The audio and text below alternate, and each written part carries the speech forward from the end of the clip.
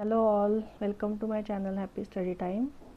Today we are going to solve Standard 8 Practice Set 1.1 Rational and Irrational Numbers.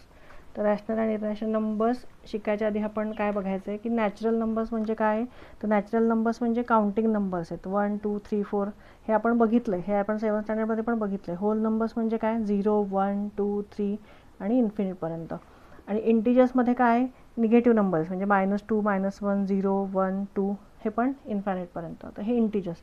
तर rational number म्हणजे काय, rational number म्हणजे जे fraction फॉर्ममध्ये असतील म्हणजे -7/11 2/8 3/7 हे सगळे रॅशनल नंबर आहेत. आणि कुठल्याही दोन रॅशनल नंबर म्हणजे इन्फायनाईट रॅशनल नंबर्स असतात. म्हणजे हे समजा दोन रॅशनल नंबर आपण घेतले, त्याच्यात इन्फायनाईट रॅशनल नंबर असतात.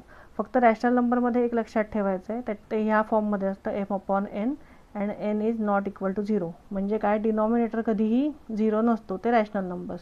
ओके, तर आता आपण पहिला 1.1 सोडवायला घेऊयात. पहिला क्वेश्चन. तर हे नंबर तुम्हाला दिलेले आहेत 3/2 5/2 अँड -3/2. सो इथे डिनॉमिनेटर काय सगळ्याचा सेम आहे, हे denominator is 2. So each unit is divided into 2 parts. तर मी ही नंबर लाईन काढून ठेवली आहे. तर ह्याच्यातलं इच युनिट 2 मध्ये डिवाइड होणार आहे. म्हणजे इथे मी 1 लिहिला, 2 3 -1 -2 -3. तर हा 0 आणि 1 आहे ना, हे 2 पार्ट्समध्ये डिवाइड होणार आहे. हे 1 अँड 2 पार्ट्समध्ये, कारण इथे आपला डिनॉमिनेटर 2 आहे. सो 2 अँड 3 हे 2 पार्ट्समध्ये. तसंच लेफ्ट साईडला पण. ओके, आता पहिला नंबर कुठला आहे 3/2. तर 3/2 कुठे येणार आहे, हे प्रत्येक हे नंबर हे सगळे हे 2 पार्ट्समध्ये. म्हणजे हा 1 म्हणजे हा काय झाला, हा 1/2 झाला. हा 1 म्हणजे काय झाला, हा 2/2 झाला. So 2/2 means what 1. त्याच्यानंतर हा काय झाला, हे 1/2 2/2 हे काय झालं 3/2. त्याच्यानंतर हे 2 म्हणजेच काय 4/2. 4/2 म्हणजे काय 2, कारण तुम्ही 4ला 2ने डिवाइड केलं की आन्सर काय येणार आहे 2. सो 3/2 आपल्याला इथे मिळालेला आहे नंबर. याला आपण पॉईंटला नाव देऊन घेऊयात A. ओके, त्याच्यानंतर नेक्स्ट आहे 5/2. तर 5/2 ह्याच्याच पुढे येईल. हा 4/2 झाला आणि हा 5/2. हा पुढचा काय येणार आहे नंबर, हा 6/2. 6/2 म्हणजेच 3. ओके, सो हा 5/2 ह्याला आपण B नाव देऊयात. आता पुढचा नंबर आहे -3/2. तर -3/2 कुठे येईल, बरोबर 3/2 आलं आहे त्याच्याच बरोबर ऑपोजिट साईडला -3/2 येईल. म्हणजे हा आपला कुठे आला आहे 1 आणि 2च्या मध्ये. सो -1 आणि -2च्या इथे काय येणार आहे -3/2. सेकंड क्वेश्चन तुम्ही बघितला तर डिनॉमिनेटरला 5 दिलेलं आहे. म्हणजे हे 0 to 1 मध्ये किती पॉईंट येणार आहेत, 5 पॉईंट येणार आहे. मग 1 हा 5th पॉईंट येणार आणि मध्ये किती पॉईंट येणार आहेत, 4 पॉईंट येणार आहेत. तर आपण पहिले नंबर लाईन काढून घेऊयात.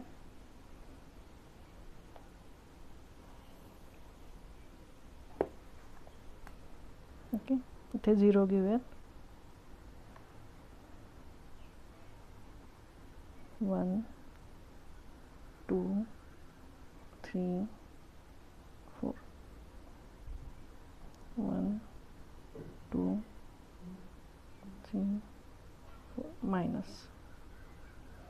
ओके, आता हे 0 to 1 मध्ये 4 पॉईंट्स येणार आहेत. म्हणजे हा डिनॉमिनेटर 5 आहे, म्हणजे हे काय झालं 0/5. हे झालं 1/5 2/5 3/5 4/5 आणि हे 1 म्हणजेच काय 5/5. मग हे 5/5 तर पुढचा नंबर इथे पण 4 डॉट्स येणार आहेत, कारण एक लाईन आपण 5 याच्यामध्ये डिवाइड करतो आहे 5 पार्ट्समध्ये. सो 2 आणि 3 पण 5 पार्ट्समध्ये डिवाइड होईल. 1 2 3 4 1 2 3 4. सो हे 5/5 इथे आलं आणि आपल्याला काय हवं आहे 7/5. सो हे आहे 6/5 आणि हे हा दुसरा जो पॉईंट आहे ह्याच्यानंतर हा आहे 7/5. त्याच्यानंतर काय विचारलं आहे, दोन्ही इंटिजर्स मायनस आहेत. सो आपल्याला या साईडला यायला लागेल, लेफ्ट साईडला.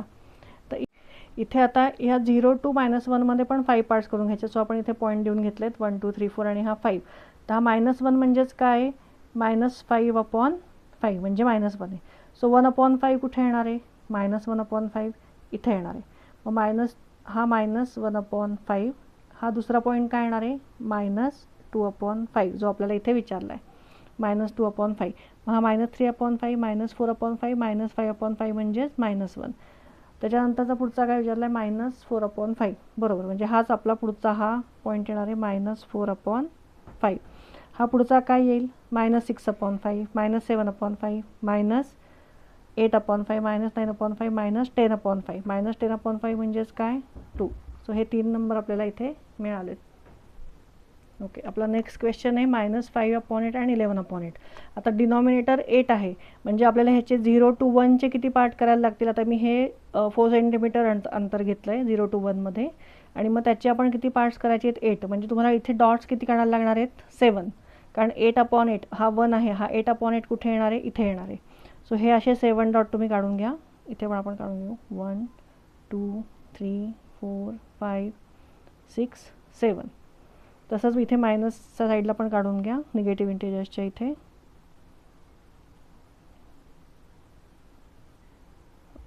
ओके, तर -5/8 कुठे येणार आहे, हे इथे 0 आहे.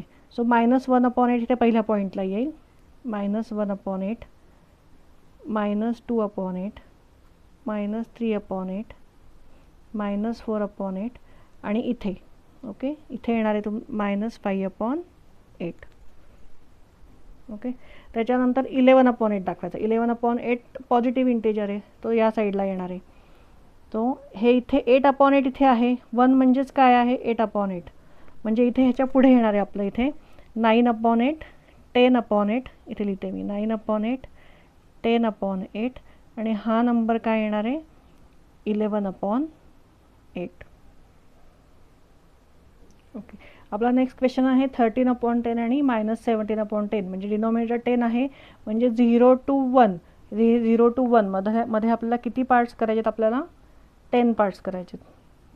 2 मायनस, ओके, हे जरा इथे चुकलं होतं माझं. इथे मी 5 सेंटीमीटर अंतर घेतलं आहे, आणि इथे पण 5 सेंटीमीटर, म्हणजे आपल्याला 10 पार्ट्सने दाखवता येतं. इथे 10 पार्ट्स म्हणजे आपल्याला हे 0 to 1 मध्ये किती पॉईंट्स द्यायला लागतील, 9 पॉईंट्स द्यायला लागतील. 1 2 3 4 5 6 7 8 9. 1 2 3 4 5 6 7 8 9. हे 9 पॉईंट्स. आणि इकडे पण मायनस साईडला 1 2 3 4 6 7 8 9. 1 2 3 4 5 6 7 8 9. ओके, तर 13/10 कुठे येणार? आता हा 1 म्हणजेच काय आपला 10/10. 1 म्हणजे काय, 10/10. सो इथे 10च्या पुढे हा पॉईंट पहिला कुठला येणार आहे, 11/10, 12/10, आणि हा जो थर्ड पॉईंट आहे तो कुठला येणार आहे, 13/10. दुसरा नंबर काय सांगितला आहे, -17/10. सो इथे हा पण हा -10/10 आहे. सो इथे 17 इकडेच येणार आहे पुढे ह्याच्या. सो हा -11/10. हा दुसरा पॉईंट आहे -12/10, -13/10, हा -14/10, हा -15/10, -16/10, आणि हा जो पॉईंट आहे हा काय आहे, -17/10. सो हे फर्स्ट प्रॉब्लेम आपला झालेला आहे. आपण दुसरा बघूयात लगेच. ओके, नेक्स्ट क्वेश्चन मी लिहून घेतला आहे. Observe the number line and answer the following questions. आता ही नंबर लाईन तुम्हाला दिलेली आहे. हे तुम्ही ऑब्झर्व केलं असेल तर हे 0 1 2 3, आणि हे प्रत्येक ह्याच्यामध्ये 3 पॉईंट आहे. आणि म्हणजे हे किती डिनॉमिनेटरला आपल्याला काय येणार आहे, 4 येणार आहे. कारण 4 पार्ट्समध्ये ही एक नंबर डिवाइड झाला आहे. म्हणजे 0 to 1 हा डिस्टन्स आपला किती याच्यात डिवाइड झाला आहे, 4 पार्ट्समध्ये. तर हे FCD हे कुठे येतात, हे आपल्याला त्याचे आन्सर द्यायचे आहेत. ओके, या क्वेश्चनमध्ये F इंडिकेट काय करतो आहे, 4/4, म्हणजेच काय 1, कारण हे 4 पार्ट्समध्ये डिवाइड झालेलं आहे. ओके, त्याच्यानंतर मग C काय इंडिकेट करतो आहे. आपण आधी हे सगळे पॉईंट्स काय काय इंडिकेट ते लिहून घ्यात, आणि मग आपण क्वेश्चनचे आन्सर लिहूयात. आता हे 5/4 येईल, हे 6/4, 7/4, त्याच्यानंतर हे 8/4, 9/4, 10/4. तसंच इथे निगेटिव्ह इंटिजर्समध्ये बघूयात. हे इथे -1 आहे, म्हणजेच काय -4/4. सो हे -5/4, आणि ई काय डिनोट करतो आहे, -6/4, -7/4 आणि 8/4. हे पुढचं लगेच त्याचा पॉईंट काय होणार आहे -9/4 आणि बी काय इंडिकेट करतो आहे मग आपल्याला -10/4 हे -11/4 आणि हा जो -3 आहे हा काय इंडिकेट करतो आहे -12/4. हे जर तुम्ही सॉल्व करून बघितलं तर आन्सर काय येणार याचं -3. सो आपण हे क्वेश्चनचे आन्सर लिहूया आता. Which number is indicated by point B. तर पॉईंट बीच्या इथे काय आलं आहे -10/. सो ह्याचा आन्सर काय आलं आहे -10/4. Which point indicate the number 1 and 3/4. आता हे तुम्ही सॉल्व कसं करणार. हे आपण 7th स्टँडर्डमध्ये केलेलं आहे.